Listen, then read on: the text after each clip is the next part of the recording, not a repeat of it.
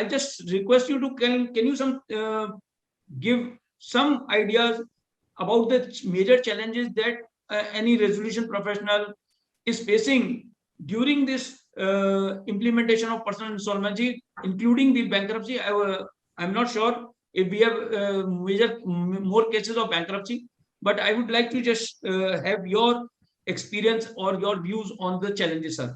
Thank you, boss. Thank you very much, Gupta sir.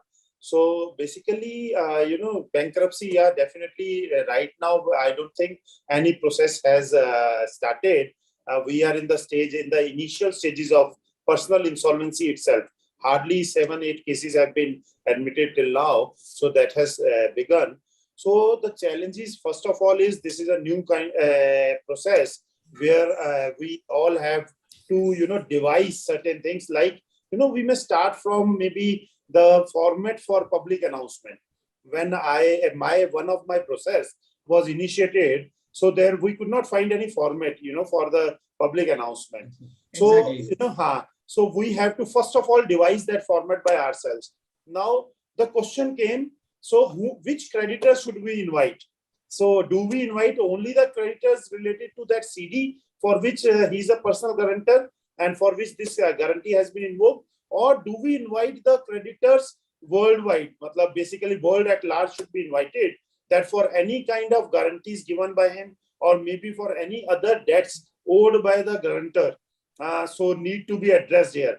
Because, insolvency or declaration of bankruptcy of a person, we cannot basically be based on only one CD, only for the debts of one CD. Till the time we address all the debts, since all the assets are to be accounted for in this process, even if those are charged for that CD or maybe charged for some other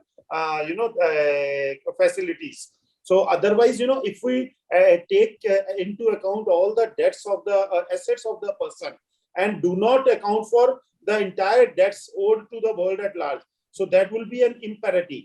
So we need to first of all, so that's why I applied my mind and I discussed with my advocate also.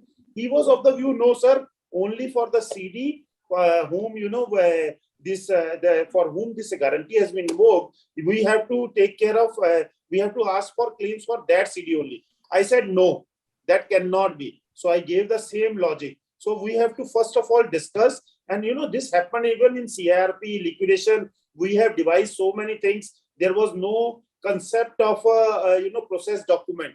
There is nothing called process document in the law. Now RFRP is there. So earlier there was no concept. So we did, first in the initial stages, we devised that process document by ourselves. The format was devised by us. Then even in liquidation, the process document and how to give sales certificate. Even there was no format for the sales certificate. So we had to rely on the SURFACE sales certificate. So these kinds of things in the beginning, we may need to find out the solutions for all these issues. Like I have told you, this was a major challenge. Which kind of debt should be invited? Which kind of creditors should be invited? So world at large. So then comes the lack of information. What happens is, basically for a company, you have an information for assets, charged assets at least on the MCA. We have their balance sheet in the MCA, which is available on the public platform.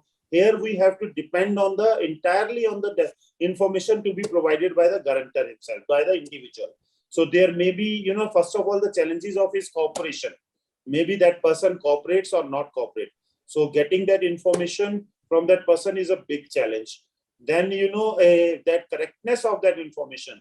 So what I did is, in my matter, since the entire management of affairs is to be prepared by the information we receive from the guarantor, what I did is, maybe later on this information comes out to be wrong, so I should bind him by some way. What I did is, I asked him for an affidavit. You give me an affidavit that the information you are providing is true and correct. So that way, at least binding him to some extent by CRPC, at least for perjury. So we can ask later on, take him. So then, getting a repayment plan, we have to convince him that, yeah, you should come forward and give a repayment plan, and you should settle your debts. then and to make him, give a presentable repayment plan. It should not be like 200 crore debt and he's giving a plan for 2 crores, because he'll say my assets are only worth that. And we cannot, in this process, one more drawback is we cannot investigate the affairs. So we have to rely on whatever he has given. Only in bankruptcy proceedings under section 149, we have the right to investigate the affairs. There is no right available with the resolution professional in the scenario of personal insolvency.